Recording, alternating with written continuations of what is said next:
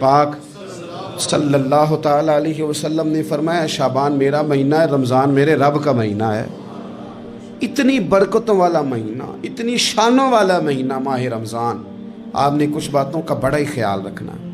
ایک تو آپ نے کوشش کرنی ہے نمازیں ذوق کے ساتھ پڑھی جائیں، یعنی ایک ہے کہ اوہو ٹانگیں نہیں اٹھ رہی اب تراویح کا ٹائم ہے، نہ اس میں کجی ہے، اس میں تھوڑا سا ذوق کی کمزوری ہے۔ اٹھنا ہے تو شوق سے اٹھنا ہے، بھاگ کے اٹھنا ہے۔ آپ نے مسجد کے ساتھ دلچسپی پیدا کرنی ہے، کوشش کرنی ہے مسجد کی صفائی بھی رمضان میں ہمارے ہی سے ہی آئے۔ اپنے علاقوں کی مساجد کی صفائی، نماز شوق سے پڑھنی ہے، شوق سے۔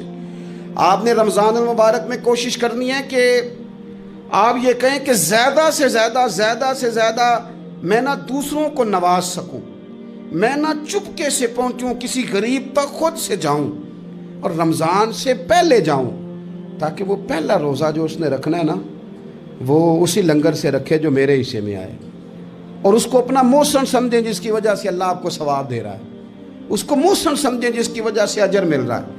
اور کوشش کریں کسی کو کپڑا جوڑا سوٹ دینا ہے، کسی طالب علم کو، امام مسجد کو، کسی غریب کو، کسی بوڑھی اماں کو، اپنے کسی چچا کو، اپنے دادا کو تحفہ دینا ہے تو وہ بھی شروع رمضان میں دے، تاکہ وہ آسانی سے سلا لے، سلا کے پہن لے۔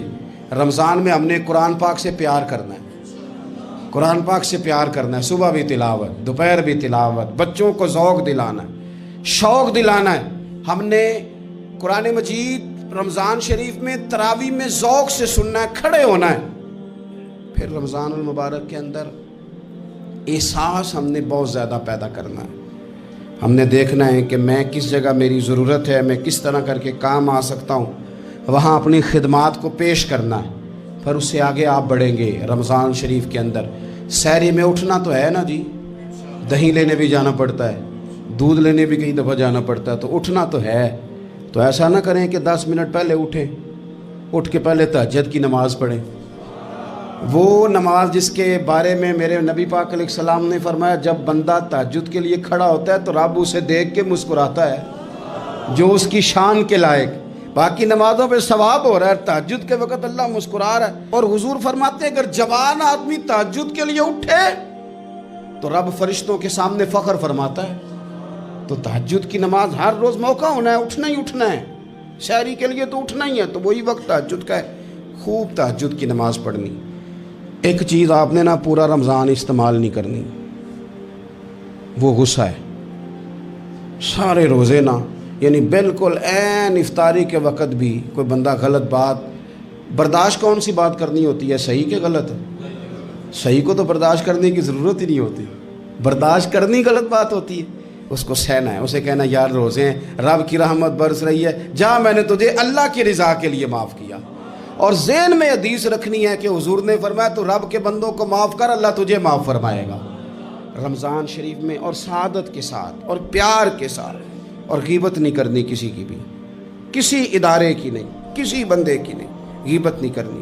آپ کو حدیث میں ملے گا کہ نبی پاک علیہ السلام نے کچھ بیویوں سے کہا تھا کہ تم نے تو روزہ توڑ دیا ہے، اور تم نے حلال کے ساتھ رکھا تھا، حرام کے ساتھ توڑ دیا۔ یا رسول اللہ کس طرح؟ فرمایا غیبت نہیں کی تم نے، مردہ بھائی کا گوشت نہیں کھایا، یہ بہت بڑا جرم ہے، اس سے بچنا ہے۔ موبائل کم استعمال کرنا ہے، اور مہربانی کریں کم خبریں دیکھیں، جو خبریں عورتیں پڑھتی ہیں ان خبروں سے بھی پرہیز کریں۔ کوئی ہم نے بڑا سال 11 مہینے سیاسی تبصرے کر لیے، کیا انقلاب آیا پھر ملک میں؟ تو رمضان کا مہینہ سیاسی تبصرے رہنے دیں، زیادہ وقت مسجد میں گزاریں، زیادہ وقت اللہ کے گھر میں گزاریں، زیادہ ٹائم آپ تلاوت قرآن پاک میں، استغفار میں، درود شریف میں گزاریں، ایک دوسرے کے ساتھ پیار کریں، ایک دوسرے کے کام آئیں۔ اے خالق کائنات، آئندہ جمعہ رمضان میں آنے والا ہے، اللہ امت کی خیر فرمانا، کشمیر کے مظلوموں کی خیر کرنا، برما کے مجبوروں کی خیر کرنا۔ پاکستان تیرے نبی پاک علیہ السلام کے نام پر، کلمے کے نام پر بنایا گیا وطن ہے، اللہ اس میں دین کا جھنڈا نافذ فرما دے، اس وطن عزیز کو قیامت کی صبح تک قائم فرمانا۔